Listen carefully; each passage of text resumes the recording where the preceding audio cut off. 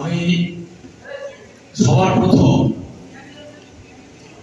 সাঁচিকে ধন্যবাদ জানাই এবং সাঁচি ফ্যামিলির প্রত্যেকটা লোককে ধন্যবাদ জানাই যে তারা এই বাংলা ফুটবলে যে আতুর ঘর তাকে নার্চার করবার জন্য এগিয়ে এসেছে। আমাদের বাংলার ফুটবলে আমরা যদি ধরে নিই, আমাদের কলকাতায় প্রায় 1 কোটির কিছু বেশি লোক আছে, আর পুরো বাংলায় 9 কোটির উপরে লোক। তো সেই জায়গায় আমরা যদি ডিস্ট্রিক্টের দিকে না তাকাই তাহলে কিন্তু ফুটবলের উন্নতি হবে না। এবং এখানে আমরা এটাও জানি আমাদের ক্যালকাটা ফুটবল লিগে বহু ছেলে খেলে, তারা কিন্তু বেশিরভাগই ডিস্ট্রিক্ট থেকে এসেছে। এখানে আমাদের আইএফএ ফ্যামিলিরও প্রত্যেকে রয়েছে, এছাড়া ওয়েল স্যার এবং ফুটবল লাভার্স এখানে প্রত্যেকেই রয়েছেন। আমি সকলের কাছে একটা আবেদন রাখবো, সে আবেদন হচ্ছে দেখ এই যে নতুন একটা রূপ দিয়ে বিএসএল স্টার্ট করতে যাচ্ছে, বেঙ্গল সুপার লিগ, তাকে সমৃদ্ধ করার জন্য আমরা এগিয়ে চলি। তার জন্য যেটা দরকার, প্রত্যেকের ভেতর থেকে, প্রাণের ভেতর থেকে, মনের ভেতর থেকে যদি আমরা এগিয়ে আসি এবং ফুটবলের পাশে দাঁড়াই, তাহলেই কিন্তু ফুটবলটা এগিয়ে যাবে।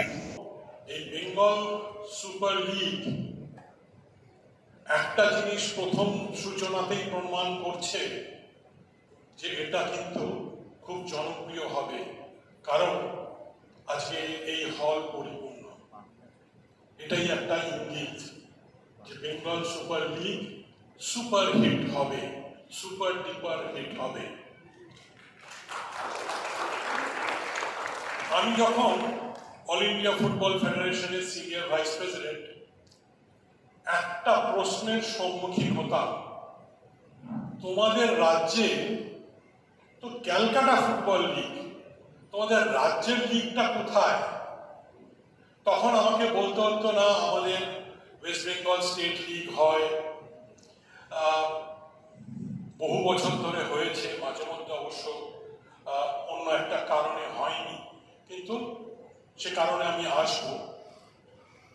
কিন্তু আন্তঃজেলা আমাদের senior, junior, sub junior tournament হয়, এই সব বলতাম। কিন্তু আমি জানতাম যে আমি একটু পাশ কাটিয়ে যাচ্ছি, কারণ পশ্চিমবঙ্গে কোনো, সারা পশ্চিমবঙ্গ জুড়ে কোনো লিগ নেই।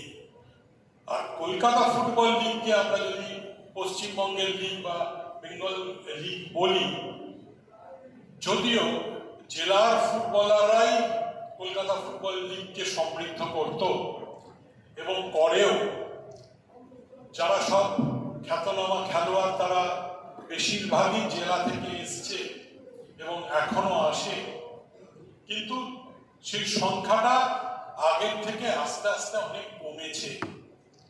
আগে আমরা যারা মাঠের সাথে ওতপ্রোতভাবে জড়িত, আমরা জানি যে প্রত্যেকটা ক্লাবে কেউ না কেউ থাকতো যারা ট্যালেন্ট হান্ট করে নিয়ে আসতো, প্রতিবার অন্বেষণ করে সেই ক্লাবে নিয়ে আসতো, সেই ক্লাবে হয়ে তারা খেলতো।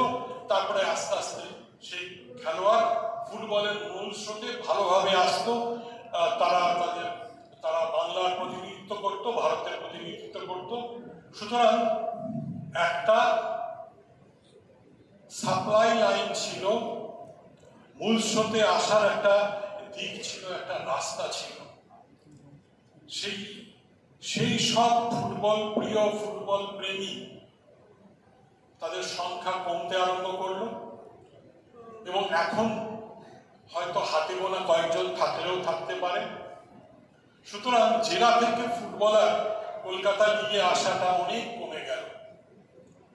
আমি মনে করি সেই অভাব পূরণ হবে, কারণ এই বেঙ্গল সুপার লিগ থেকে অনেক প্রতিভা উঠে আসবে, যারা আগামী দিনে কলকাতা ফুটবল লিগ খেলবে এবং এই বেঙ্গল সুপার লিগে আমরা অনেক ভালো ভালো প্রতিভাকে দেখতে পাব এবং তারা হয়তো বাংলা দলে, ভারতীয় দলে আগামী দিনে সুযোগ পাবে। বেঙ্গল সুপার লিগ এই কনসেপ্টটা নিয়ে আমাদের প্রায় 1 বছর ধরে আলোচনা চলছিল যে কিভাবে করা যায়, কিভাবে করলে এই লিগটা বাংলার সর্বসাধারণ মানুষের কাছে পৌঁছে দিয়ে যায়। আমাদের লক্ষ্য হলো, আমরা যখনই বাংলার ফুটবলের কথা বলি আমার আগাগোড়াই মনে হতো যে বাংলার ফুটবল ভীষণ কলকাতা ভিত্তিক। জেলা থেকে প্লেয়াররা আসে যারা বাংলার ফুটবলকে এনরিচ করে, যারা বাংলার ফুটবলকে এই শীর্ষে নিয়ে গেছে। কিন্তু সে আন্দাজে আমরা কিন্তু জেলায় পৌঁছে উঠতে পারি। জেলা লিগ হয়, ক্যালকাটা ফুটবল লিগ হয়।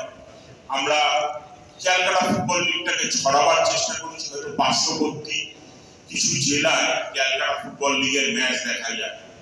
একটা স্টিম ইঞ্জিনের মতন কাজ করবে, যেটা বাংলার ফুটবলকে আরো অনেক ধাপ এগিয়ে নিয়ে যাবে আগামী দিনে। এবং একটা সাকসেসফুল কমার্শিয়াল মডেল যদি ক্রিয়েট করা যায় ফুটবলে, তার মানে ফুটবলে টাকা আসবে। টাকা আসলে ডেভেলপমেন্ট সহজ হবে। আমরা অনেক সময় বলি এটা হচ্ছে না, এটা নেই, এটা হওয়া উচিত, কিন্তু ডেভেলপমেন্টের জন্য টাকাটা খুব গুরুত্বপূর্ণ। আর্থিক সংস্থান না থাকলে ডেভেলপমেন্ট করা সম্ভব নয়। আর আমার দৃঢ় বিশ্বাস যে বেঙ্গল সুপার লিগ ফুটবলে যে লগ্নিটা নিয়ে আসবে, সেটা আগামী দিনে বাংলা ফুটবলকে শুধু এগিয়ে নিয়ে যাবে না, একটা উজ্জ্বল তারকা করে তুলবে সারা ভারতবর্ষে।